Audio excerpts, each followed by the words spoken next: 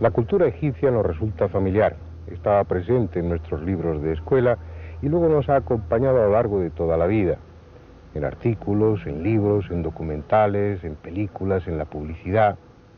Da la impresión de que no queda ningún misterio en Egipto.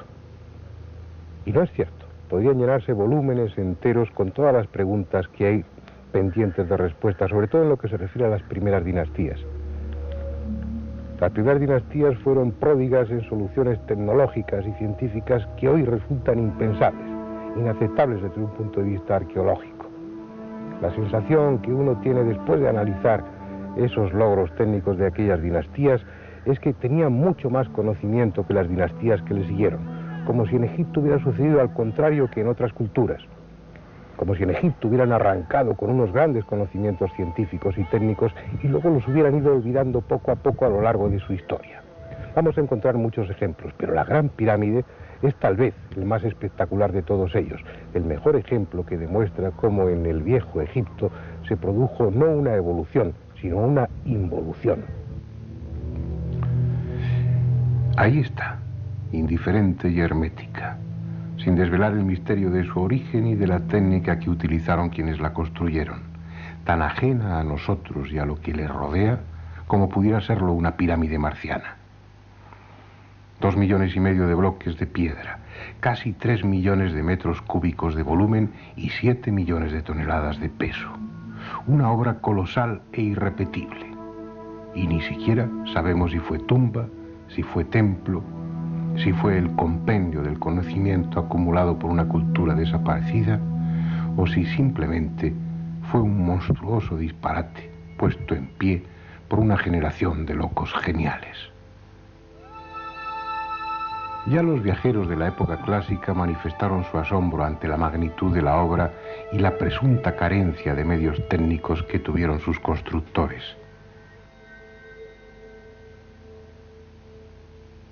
La arqueología, que con frecuencia no tiene la menor idea de física, de matemáticas o de geometría, despachó el asunto a base de centenares de miles de obreros y décadas de trabajo, sierras de cobre y rampas de tierra.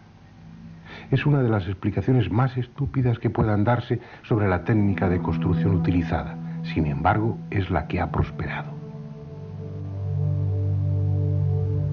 Por otra parte, el descubrimiento durante el siglo pasado de que la Gran Pirámide guardaba relación con los números pi y phi puso en marcha a una legión de soñadores. Gentes que buscaban en las medidas de la Gran Pirámide la solución de todos los problemas, ya fuesen humanos o divinos.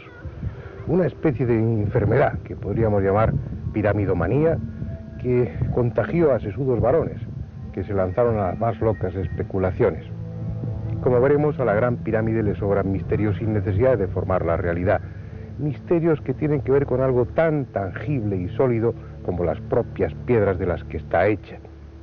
Esos misterios guardan relación también con las medidas, pero medidas tomadas seriamente, rigurosamente, meticulosamente, algo que no se produjo hasta que no apareció en esta tierra un arqueólogo dispuesto a hacerlo concienzudamente. Y me refiero, claro está, a Petrie.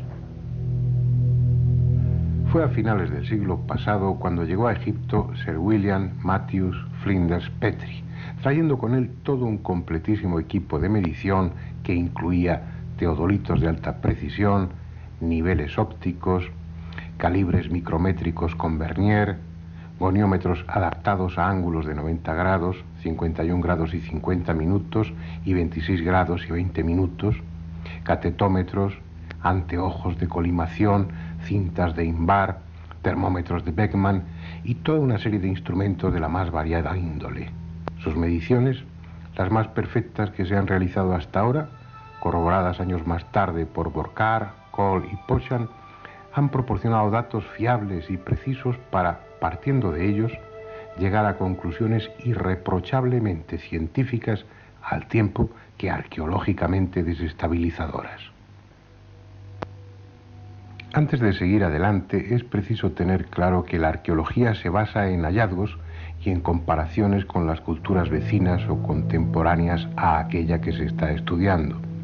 Por ejemplo, aunque Heródoto menciona que los antiguos griegos establecieron colonias en el delta del Nilo y el propio Petrie encontró una estatuilla que lo confirmaba, la arqueología negó que hubieran existido tales colonias griegas en Egipto hasta que en el curso de unas excavaciones se encontraron con las ruinas de una de ellas. Con ese mismo razonamiento, al no encontrar en excavaciones, inscripciones y textos egipcios datos de tipo científico o técnico, la arqueología da por supuesto que en el antiguo Egipto carecieron de la tecnología más elemental y vivieron en la más absoluta ignorancia científica. Y de acuerdo a los datos con los que cuenta la arqueología no les falta razón. La rueda comenzó a usarse en Egipto en la dinastía XII. La primera mira de observación y la primera plomada aparecieron al final de la dinastía XVIII. Los primeros textos astronómicos aparecieron en sarcófagos de la dinastía XI y además reflejan una astronomía muy elemental. El papiro Rin de la dinastía XIII tiene el nivel científico equivalente al segundo curso de enseñanza primaria. El vidrio aparece en la dinastía XIV y los primeros cuchillos de hierro son de la dinastía XXVI. Cuando aparecen en Egipto conocimientos matemáticos y astronómicos de un cierto nivel es en la época tolemaica, entre el año 300 y el año 32 a.C., es decir, ayer mismo. Así pues, de acuerdo a los datos que proporciona la arqueología, datos reales, basados en hallazgos concretos, la civilización egipcia avanzó lenta y torpemente por el sendero del conocimiento durante 3000 años. Y cuando empezó a alcanzar un nivel aceptable científico fue porque se lo proporcionaron los griegos.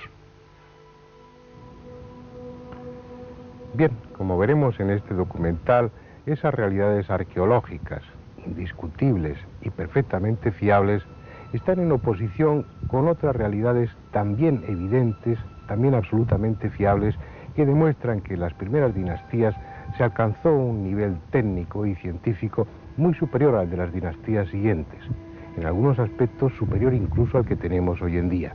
Dicho de otra manera, las evidencias arqueológicas dicen una cosa y las evidencias tecnológicas dicen otra muy distinta. En los relieves del Bercé de la dinastía XII hay una representación del traslado de una estatua de Yehutihotep de 60 toneladas.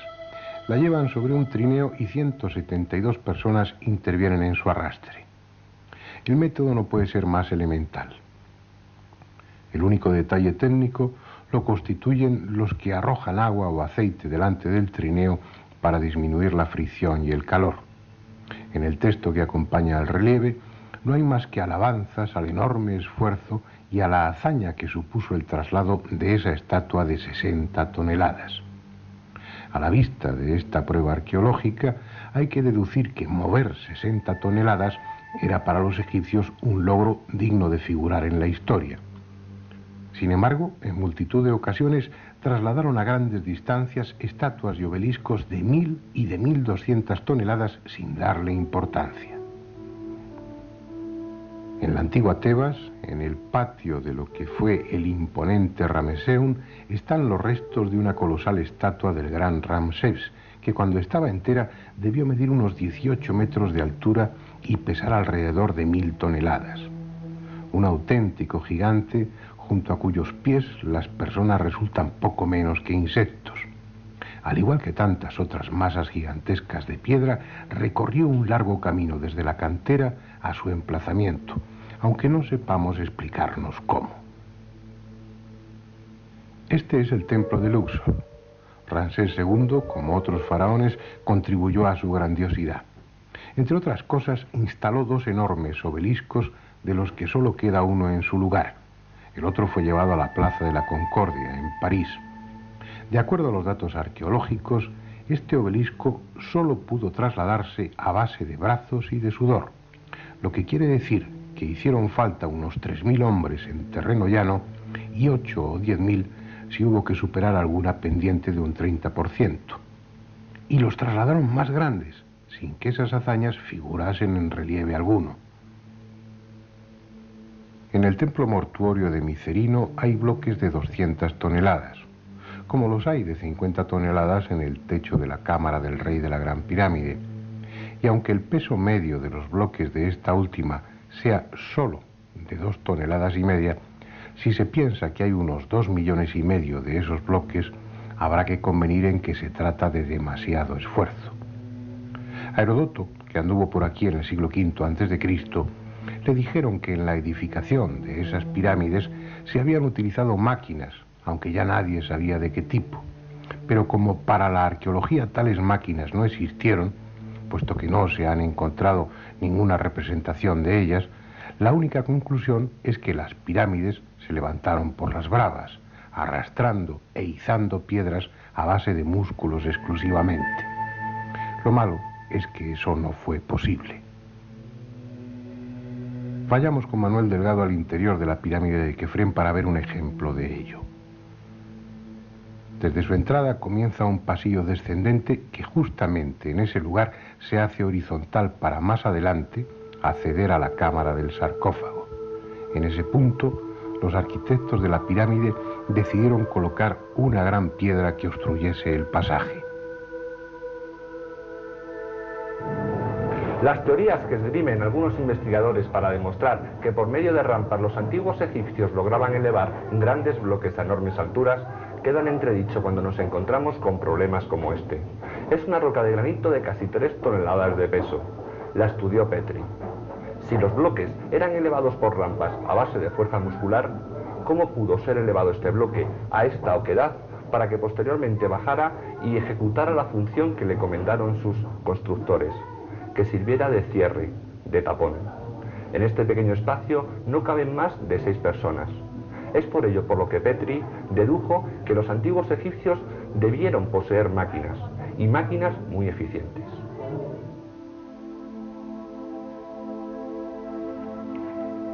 Es probable que en libros o revistas hayan visto ilustraciones como estas. Al carecer de máquinas, según la arqueología, el único sistema era ir haciendo rampas de tierra y cascotes al mismo tiempo que la pirámide iba creciendo. Rampas, cuerdas, rodillos y esfuerzo, mucho esfuerzo. Un arqueólogo tal vez pueda aceptar ese sistema. De hecho, es el único que aceptan, pero un técnico no puede estar de acuerdo. Como ya han demostrado los ingenieros, entre ellos Krun, esas rampas hubieran significado un trabajo igual o mayor que el de la propia pirámide. Los rodillos tampoco son la solución. Primero, por la falta de madera adecuada, y segundo, porque no servirían en un terreno arenoso. Traten de imaginar el diámetro de cada rodillo, la firmeza necesaria del piso y el esfuerzo para subirlos por una pendiente cuando se tratasen de bloques de 50, 100 o 200 toneladas. Es sencillamente imposible. Resulta inevitable admitir que poseían técnicas muy superiores a las que la arqueología les atribuye. Técnicas posiblemente distintas a cuanto estamos en condiciones de imaginar, entre las que, por increíble que parezca, podría incluirse la de ablandar la piedra. Este es el famoso obelisco inacabado de las canteras de Asuán. Mide 47 metros de longitud y no llegó a terminarse, aparentemente por haberse roto en las últimas fases de su construcción. No entraremos en lo que hubiese supuesto su traslado una vez concluido. Estamos ante él por otra razón. Fíjense en la extraña forma de cortar la roca que utilizaron los canteros y cuyas huellas son perfectamente visibles tanto en el obelisco como en la piedra madre en la que se estaba labrando. Anchos surcos verticales. No se trata obviamente de un adorno, puesto que el pulido final del obelisco los habría hecho desaparecer. Parecen otra cosa. Parecen el surco dejado por un instrumento que hubiera rebanado la piedra, similar al que una cucharilla deja en la mantequilla o en una tarta blanda. Puede resultar absurdo, pero es lo que esas huellas parecen. La cuestión es si hay algún otro dato que permita apoyar la hipótesis de que los antiguos egipcios conocían un sistema para ablandar la piedra. Vamos a verlo. Cerca de Asuán hay varias islas bañadas por el Nilo. En una de ellas, la de Segel, el egiptólogo Wilbur descubrió en el siglo pasado una extensa inscripción a la que hoy se conoce como Estela de Famine. Contiene 2.600 signos jeroglíficos que se terminaron de descifrar en 1935 por el arqueólogo francés Barquet.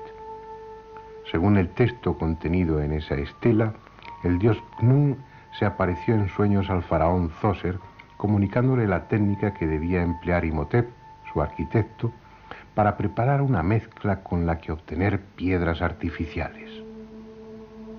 En las columnas jeroglíficas de la estela, comprendidas entre la sexta y la 18ª, se enumeran 29 minerales y diversas sustancias químicas que habrían de ser utilizadas para preparar una especie de piedra artificial que pasaría por natural a los ojos del pueblo y que solo los expertos podrían identificar.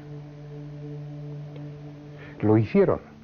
El físico Klein, con un amplio equipo de colaboradores, estudió en la década de los 70 más de 25 muestras provenientes de diferentes piedras de la Gran Pirámide y publicó los resultados de su trabajo en el año 1979 en el segundo Congreso Internacional de Egiptología celebrado en Grenoble. La conclusión era que cada roca resultaba diferente a las demás, como si no procedieran de la misma cantera y hubieran sido llevadas desde distintas partes de Egipto. Pero además, esas piedras poseían una característica muy especial. Un bloque de piedra natural suele tener una consistencia homogénea.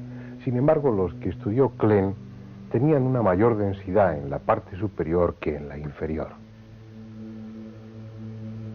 Esta es la cantera de Mokatán, vista desde la ciudad de los muertos, el enorme cementerio construido por los mamelucos y que hoy sirve de vivienda a más de 1,5 millones de personas que carecen de mejor sitio para cobijarse.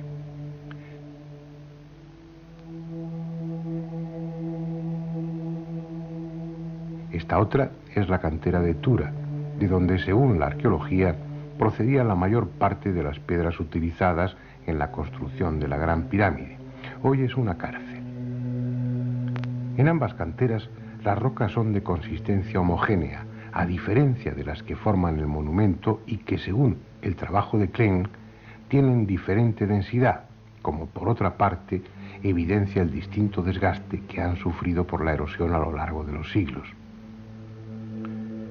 Si lo contenido en la estela de Famine es cierto, como parece confirmar la investigación de Klein, algunos hallazgos insólitos encontrarían plena justificación, como esta curiosa piedra, encontrada por Manuel Delgado en la meseta de Guisa, que pese a su extrema dureza, parece haber sido moldeada y aplastada entre las manos, con la peculiaridad añadida de una impresión circular en cada una de sus caras que sugiere en todos sus detalles la desestabilizadora idea de que fue practicada cuando esa piedra tenía una consistencia blanda, incluida una mayor convexidad en la parte que queda por dentro de la huella circular.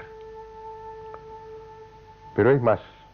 El profesor Davidovich, químico del Instituto Geopolimérico de París, profesor de la Universidad de Toronto y director del Instituto de Ciencias Arqueológicas Aplicadas de la Universidad de Barry en Florida, ha proporcionado nuevas pruebas que apoyan tan fantástica hipótesis. En 1974 se hicieron mediciones con ondas de alta frecuencia en las pirámides.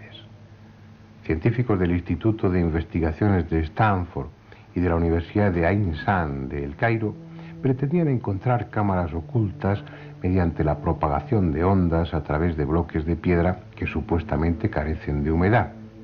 Pero el resultado fue otro. Las ondas, en lugar de atravesar las piedras de las pirámides, fueron absorbidas por ellas. ¿Por qué? Porque, en contra de lo que parecía lógico, las piedras de las pirámides contienen una enorme cantidad de agua. Un porcentaje de humedad no solo superior al de la piedra natural, sino además con una extraordinaria distribución, puesto que cada bloque de piedra tenía más humedad por una parte que por la otra, lo que confirmaba las diferencias de densidad observadas por Klein. Por si fuera poco, Davidovich encontró en el interior de varias muestras de piedra restos de uñas, cabellos y fibras textiles. En su libro, La pirámide, un enigma resuelto, escrito en colaboración con Margie Morris, incluye esta fotografía en la que aparece un cabello humano incluido dentro de una muestra de piedra procedente de la Gran Pirámide. Tal vez debamos empezar a plantearnos que quienes hicieron la pirámide no fueron canteros, sino químicos. Claro está que tales hallazgos e investigaciones dejan fríos a los arqueólogos convencionales, que prefieren ignorarlas antes que modificar los esquemas que tanto trabajo les ha costado construir. Lo malo es que esa actitud les coloca con frecuencia en un auténtico callejón sin salida. Por ejemplo, según la arqueología académica, en el Imperio Antiguo desconocieron el hierro. Es decir, en la época en que fueron construidas las pirámides de Giza, el único metal que poseían era el cobre. Y esa afirmación plantea un problema técnico sin solución posible, porque con herramientas de cobre es imposible trabajar materiales como el cuarzo, el granito, el pórfido o la diorita. Cualquiera puede hacer la prueba llevando un trozo de diorita, fácil de adquirir en cualquier tienda de minerales, a un taller e intentar perforarla con un taladro actual, provisto de una broca de diamante sintético de dureza 11. Cuando lo hayan hecho, verán si es admisible que en el Imperio Antiguo trabajesen la diorita con herramientas de cobre. Pregúntense cómo tallaron y perforaron estatuas como esta, la del faraón Kefren, realizadas en una sola pieza de diorita verde. No hay respuesta arqueológica, como no la hay para la cuestión de cómo trabajaron el granito en las canteras sin cinceles de hierro. En las canteras de Asuán se pueden ver aún muchos agujeros y ranuras rectangulares profundas y estrechas. En ellas metían cuñas de madera que luego mojaban. Al hincharse la madera por efecto del agua, el granito terminaba rajándose. La cuestión es que esos orificios para introducir cuñas jamás pudieron hacerse con herramientas de cobre. Desde un punto de vista tecnológico, resulta evidente, y no digo posible o probable sino evidente, que en el antiguo Egipto, al menos en las primeras dinastías, utilizaron el hierro y máquinas. Eso no quiere decir que tales adelantos estuviesen generalizados. Estaban en posesión de unos pocos, de la casta sacerdotal, que basaba en ello su poder, una casta sacerdotal a la que pertenecían arquitectos y técnicos. Pero además es que sí se han encontrado restos de hierro de aquellas primeras dinastías. Uno de los lugares fue precisamente en la Gran Pirámide, en el canal sur de ventilación de la Cámara del Rey. La adherencia de formaciones calcáreas a ese trozo de hierro demostraba su antigüedad. Se habla con excesiva ligereza del ajuste de piedras. Si acaso se utiliza algún adjetivo expresando la admiración hacia aquellos hábiles artesanos. La abundantísima muestra de ajustes en los que grandes superficies están íntimamente unidas son un desafío a nuestra imaginación. Las losetas del alicatado de los cuartos de baño actuales, los azulejos, están separados no menos de 1 milímetro, y se trata de losetas de 20 centímetros de lado. ¿Cómo explicar que bloques de varias toneladas se ajusten tan íntimamente que no quepa una cuchilla de afeitar entre ellos? Otro ejemplo, los vasos de diorita del Imperio Antiguo. No están hechos con perforadoras de arco ni con sistemas primitivos.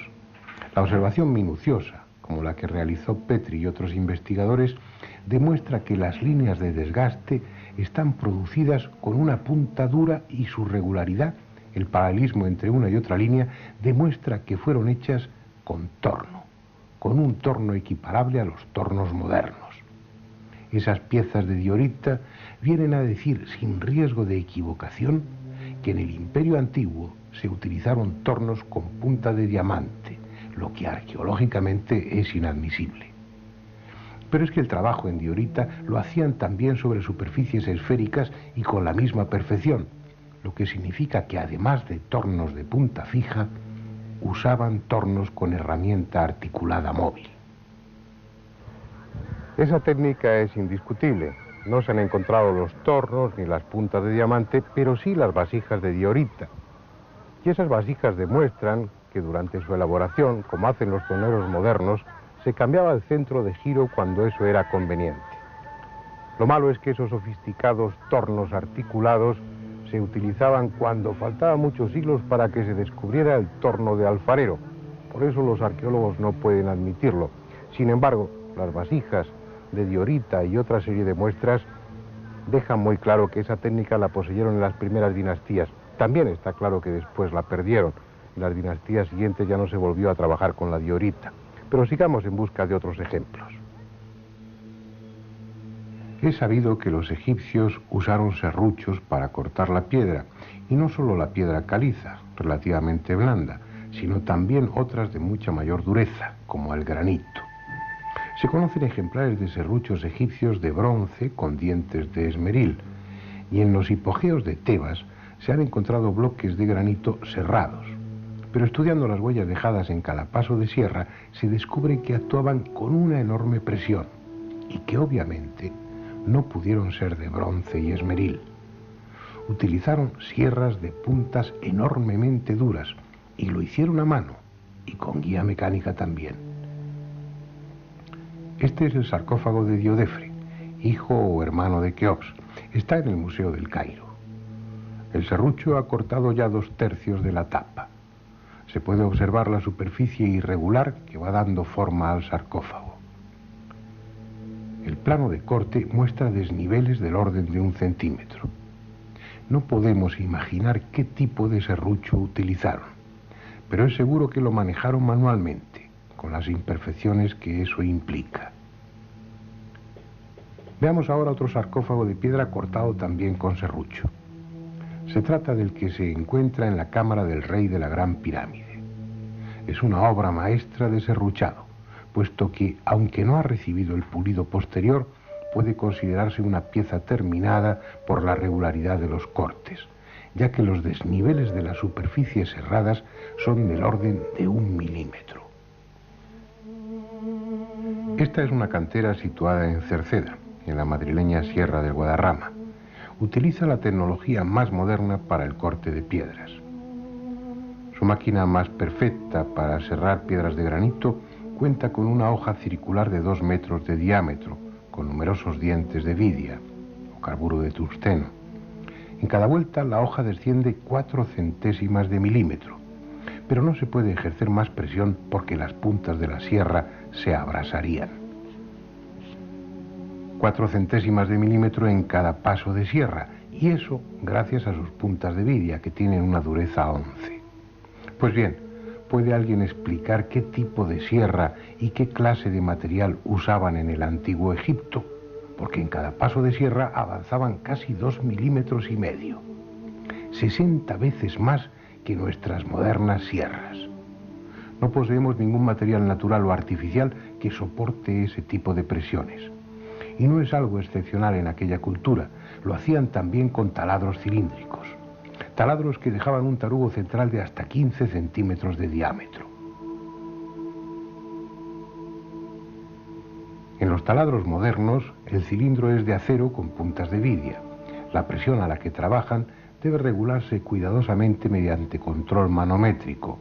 Los taladros con punta de diamante trabajan con una presión de 50 kilogramos y a poca velocidad para no quemarse. Los de punta de vidia solo soportan una presión de 30 kilogramos, pero tienen la ventaja de su mayor velocidad. En uno u otro caso, los taladros modernos avanzan 4 centésimas de milímetro en cada giro. Los trépanos egipcios avanzaban 50 veces más, 2 milímetros en cada giro. De acuerdo con esos datos escrupulosamente rigurosos, aquellas gentes utilizaban taladros que soportaban presiones de 2.000 kilogramos y que tenían puntas 50 veces más duras que el diamante. Y conste que ya sabemos que material de esa dureza no existe ni en este ni en ningún otro planeta del sistema solar, pero están ahí los agujeros producidos por los trépanos y hay que admitirlo así. Es una técnica que después perdieron. Por ejemplo, en la primera dinastía sabían trabajar el pórfido con esa técnica, pero después se les olvidó. Y estamos hablando de hace 5.000 años, según la Escuela de Berlín, o 7.600, según Manetón, con el que están de acuerdo Petri y otros arqueólogos. En cualquier caso, esa consecución técnica no es nada comparable con la que realizaron aquí, en la Gran Pirámide, al cubrirla con losas de revestimiento. Solo quedan unos pocos de esos bloques, pero fueron 27.000 que cubrían las 4 caras de la pirámide. Ese recubrimiento, esas 27.000 losas, constituyen la proeza más alta que haya alcanzado jamás el hombre desde un punto de vista técnico. Poseen superficies planas de más de 3 metros cuadrados.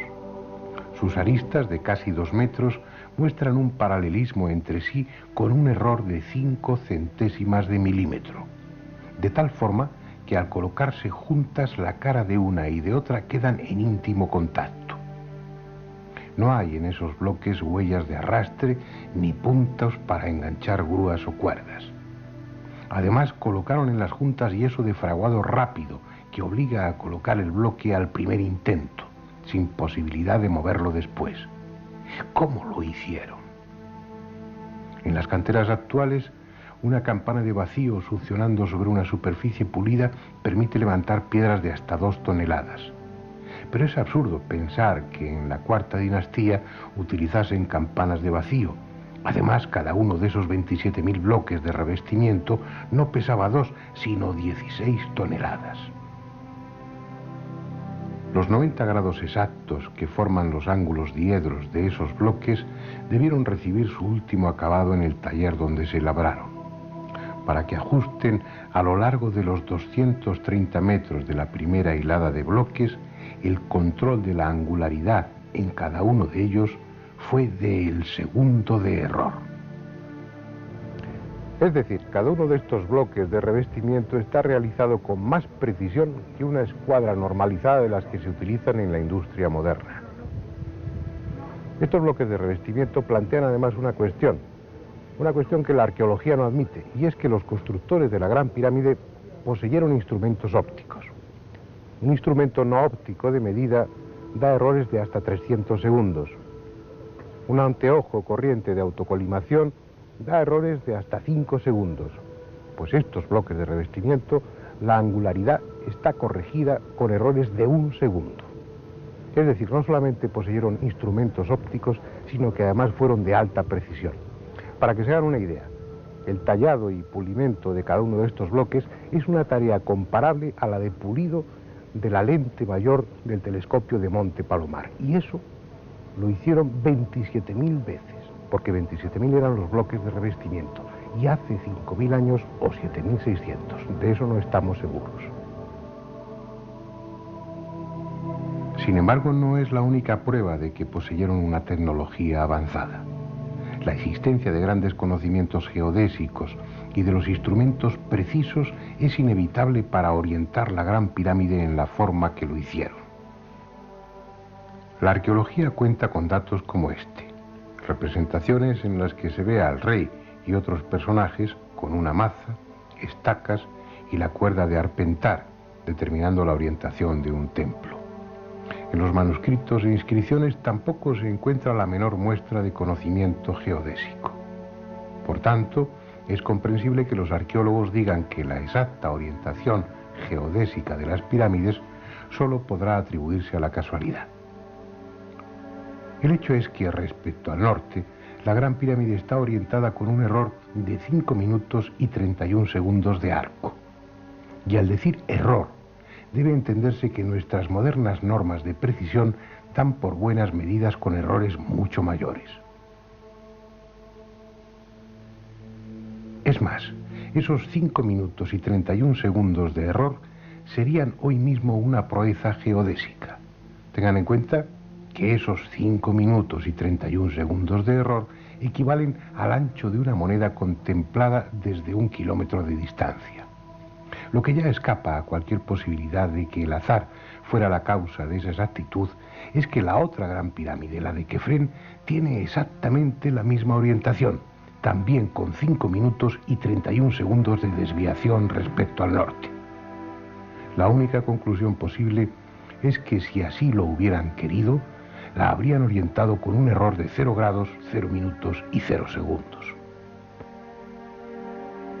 Si juzgamos los conocimientos matemáticos de los egipcios a través de los textos que nos dejaron, la conclusión es lamentable. No pasaron del primer curso de enseñanza primaria. Sin embargo, sus piedras, sus construcciones indican todo lo contrario, al menos en el caso de la Gran Pirámide. Por ejemplo, en la cámara del rey, que es un rectángulo, la pared norte mide 10 metros y 4.797 diezmilésimas de metro. La opuesta, la pared sur, mide 10 metros y 4.782 diezmilésimas de metro. Es decir, el error de medida es del orden de 1/10 de milímetro por metro. El mismo error que hoy se acepta para los prismas ópticos.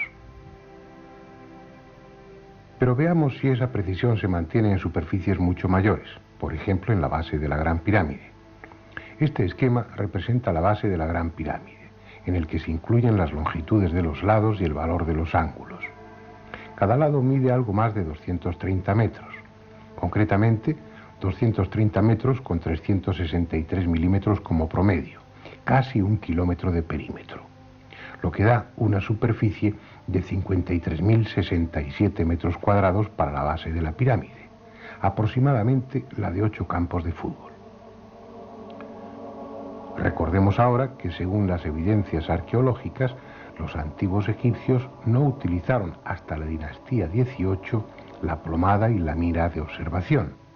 Pero seamos generosos y concedamos a los egipcios de la cuarta dinastía plomadas y miras de observación como esta que están viendo. ¿Qué precisión podían permitir aparatos de esa clase? Es difícil calcularlo, pero si tenemos en cuenta que instrumentos mucho más modernos, como el astrolabio, la ballestilla o las escuadras de pínulas y de espejos, dan errores de 30 a 20 minutos, habremos de convenir en que el merjet egipcio, que es el instrumento que acabamos de ver, daría errores como mínimo de 30 minutos. Pues bien, volvamos al plano de la base de la pirámide. En un cuadrado de más de 53.000 metros cuadrados de superficie, el ángulo noroeste mide 89 grados, 59 minutos, 58 segundos.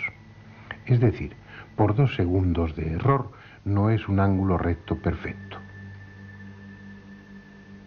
¿Qué significa eso? Significa que es imposible, absolutamente imposible, que los arquitectos de la Gran Pirámide utilizaran el merjet o cualquier sistema no óptico de medida. Eso significa que es inevitable, repito, inevitable, que utilizasen instrumentos ópticos, además de alta precisión, tan buenos como nuestros modernos teodolitos. Cualquiera que sostenga que la orientación y las medidas de la Gran Pirámide fueron realizadas a ojo desnudo y con cuerdas, no sabe de lo que está hablando.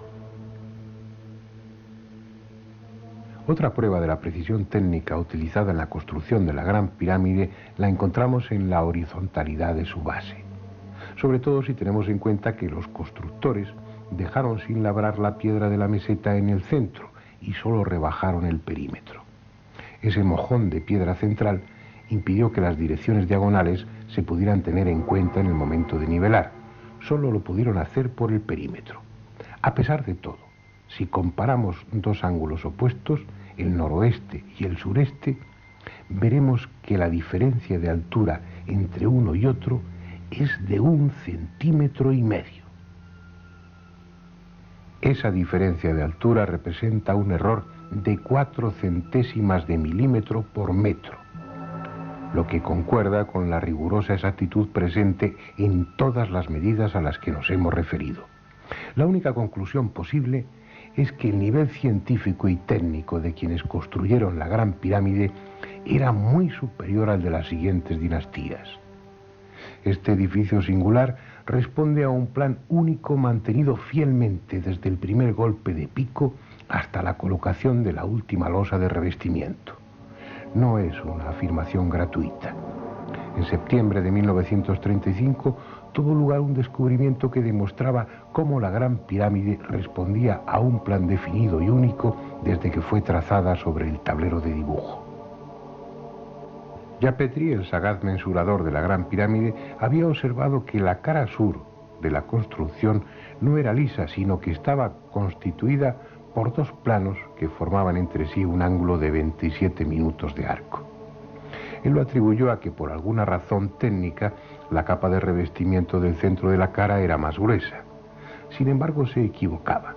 La cara sur tenía esa concavidad por una razón muy concreta que descubrió André Pochon en 1935. La Gran Pirámide estaba construida y orientada de tal modo que señalaba los equinoccios y los solsticios. Al salir el sol, la arista de la derecha daba sombra a la media cara izquierda de la cara sur de la pirámide. La sombra avanza con rapidez hacia la derecha como si fuera un velo que va descorriéndose y deja iluminada esa media cara izquierda. Es un fenómeno breve que dura unos 20 segundos. Por eso André Pochant lo bautizó con el nombre de efecto relámpago. Después, durante 4 o 5 minutos, la cara sur de la Gran Pirámide permanece con media cara iluminada y media cara oscura. A la puesta del sol el fenómeno se repite al revés. A simple vista y sin coincidir con la fecha adecuada es difícil observar esa concavidad de la cara de la pirámide, pero cuando existían las losas de revestimiento, pulidas a espejo y pintadas de color rojo, debió ser un espectáculo impresionante. Hoy las piedras son grises, están desnudas y las caras de la pirámide son desiguales y rugosas. Solo la distancia puede permitir la ilusión de que son lisas. Sin embargo, André Pochant consiguió fotografiar ese efecto el 21 de marzo, fecha del equinoccio de 1934, al atardecer. En esta secuencia se ve cómo la parte izquierda de la cara sur termina por quedar en sombra, en tanto que la mitad derecha permanece iluminada. En esta otra fotografía de la misma época, tomada exactamente a las 6 de la tarde desde un avión de la Royal Air Force, puede verse aún más claramente el efecto. En primer término, la pirámide de Kefren, con su pared sur lisa, y en segundo término, la Gran Pirámide, con su cara sur mitad en sombra y mitad iluminada. Después, Pochant pudo comprobar que la cara norte también estaba dispuesta de la misma forma y el efecto luminoso era igualmente visible. De hecho, esa concavidad está en todas las caras, y aunque apenas perceptible a ojo desnudo y fuera de los equinoccios y solsticios, la Gran Pirámide no tiene 4 caras, sino 8. Esa concavidad explica también una peculiaridad de la Gran Pirámide que hasta ahora no estaba justificada. Si se fijan, la entrada de la pirámide no está centrada, no coincide con el apotema de la cara norte. Está a unos 17 metros de altura y teóricamente debiera coincidir con el eje de la pirámide. Sin embargo, está 7 metros y 29 centímetros desplazada hacia el este. El argumento empleado por la mayoría de los autores es que ese desplazamiento no tenía otro objeto que desorientar a los posibles saqueadores. Pero si tenemos en cuenta que la pirámide estaba cubierta de bloques de revestimiento que ocultaban la existencia de entrada alguna, sobraba tal precaución. Pochant sugiere que dada la concavidad de la cara, si la entrada coincidiera con el ángulo que forman las dos medias caras, las filtraciones en épocas de lluvias acabarían por inundar el canal descendente y la cámara del caos, puesto que el agua tendería lógicamente a discurrir por el centro de la cara como si fuera un canalón. ¿Por qué ese esfuerzo? ¿Por qué no haber hecho las caras de la pirámide lisas sin más? Estamos en una civilización solar, como lo fueron la mayoría de las civilizaciones antiguas, y sigue siéndolo la nuestra. Obviamente no se trata de la pueril idea de que los antiguos egipcios fueran tan necios como para considerar que el sol era un dios. La cultura comenzó a ser tal cuando el hombre antiguo dejó de ser nómada y se convirtió en agricultor. Eso le permitió establecerse, asegurar su sustento y tener tiempo para desarrollarse intelectual y artísticamente. A cambio, comenzó a depender más que nunca del ciclo estacional, cuyo único parámetro era el sol, convertido así en la medida del tiempo, en determinador de las estaciones y árbitro de la fertilidad. No hubo mejor símbolo para el orden del universo y de lo trascendente que el sol, quien, como el hombre, moría cada atardecer y renacía al alba como una promesa de reencarnación o de resurrección. El antiguo Egipto no es una excepción.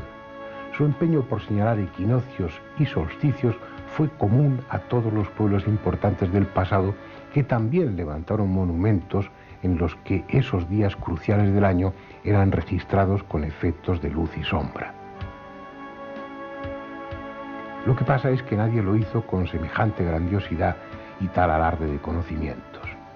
Se trataba, como en el resto de las civilizaciones antiguas, de crear un espectáculo para el pueblo, de hacer partícipes a las gentes comunes de esos momentos clave del ciclo solar anual. Pero no hacía ninguna falta, fuera de lo ceremonial, porque a los sacerdotes egipcios, como a nosotros, les bastaba mirar el calendario para saber cuándo era un solsticio o un equinoccio. De hecho, medían el tiempo mejor que nosotros. Entre los muchos errores respecto al antiguo Egipto que figuran en los libros de escuela y también en los de divulgación, y lo que es peor en algunos libros de arqueología, hay uno que más que error es una especie de monumento a lo absurdo.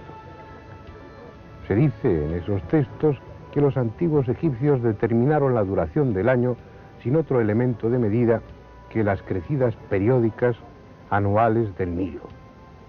Al querer negarles el conocimiento de la astronomía, se les está dando una antigüedad impensable, porque si los egipcios determinaron que la duración del año es de 365 días y 2425 10 milésimas, como así lo hicieron, si lo consiguieron basándose nada más en las crecidas periódicas del Nilo, para obtener esa media necesitaron millones de años de observación, lo cual es impensable. Aunque a los historiadores les cueste admitirlo, los antiguos egipcios solucionaron el tema de la medida del tiempo con mucho más sentido común que el que refleja nuestro calendario gregoriano. Ellos tenían dos calendarios, uno cronológico de 365 días, constituido por 12 meses de 30 días y 5 días epagómenos, y otro calendario trópico o estacional, de duración variable.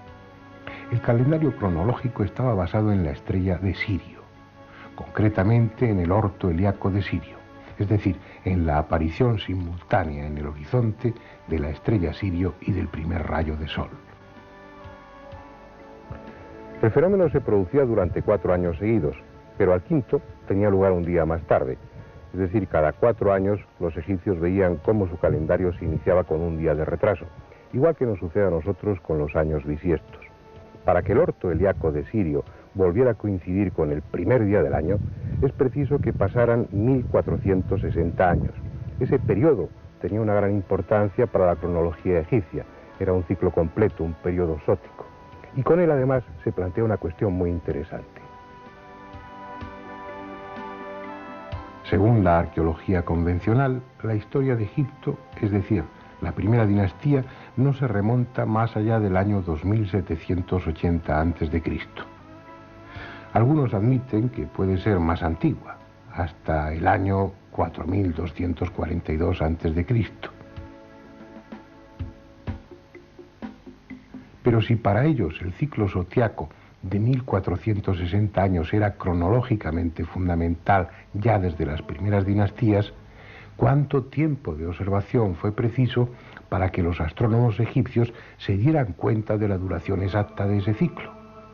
3 periodos de 1460 años, 4, 5, aún admitiendo la posibilidad de que con 3 de esos periodos se convencieran de su exacta duración y lo incorporaran como un ciclo cronológico fijo a su calendario, habría que retrasar la historia de Egipto no menos de 4380 años. Sin duda alguna, los calendarios egipcios son predinásticos. Con ellos se penetra en una etapa desconocida de Egipto de la que solo existen referencias, y tan desestabilizadoras desde un punto de vista histórico que produce escalofríos admitirlas. Según Manetón, el sacerdote e historiador egipcio de la época de Ptolomeo II, allá por el año 271 a.C., que escribió una epopeya, una historia en griego llamada Egiptiaca, se habían producido 31 dinastías hasta ese momento histórico, pero Manetón también dice en su libro que antes de Menes, el primer faraón de la primera dinastía, el que unificó el Alto y el Bajo Egipto, antes de él habían existido ya otras dinastías. La primera de todas fue la dinastía de los dioses, que duró 13.900 años. Después la dinastía de los semidioses, que duró 1255 años. A esta le siguió el primer linaje de reyes, que duró 1817 años y durante el cual se produjo el hundimiento de la Atlántida. Luego hubo otros 30 reyes que gobernaron Egipto durante 1790 años. A estos le siguieron los 10 reyes de Tis, que reinaron a lo largo de 350 años. Y por último, una extraña dinastía, a la que Manetón denomina los espíritus de la muerte y que reinó durante 5.813 años. En total, antes de la primera dinastía histórica, habían transcurrido 24.925 años de oscura y legendaria historia.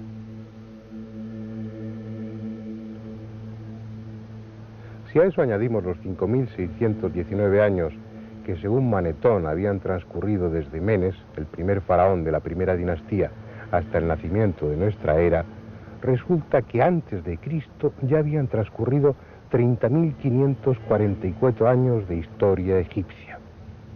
Sin duda es una cifra demasiado espectacular, pero nadie mejor que Manetón para conocer la historia de su pueblo, puesto que él era sacerdote del templo de Amón en Heliópolis y tenía a su alcance los archivos secretos. Además, si los historiadores le dan crédito en cuanto a la cronología de las dinastías egipcias, ¿por qué no darle crédito también en lo que se refiere a la época predinástica? Posiblemente se haya exagerado y se pueda dividir por 10 esa cifra. Entonces la historia de Egipto habría comenzado hace 10 o 12.000 años, lo que parece más razonable. Lo que no es razonable, en modo alguno, es que aquí, en esta tierra, de repente, como surgida de la nada, apareciera una cultura perfectamente desarrollada.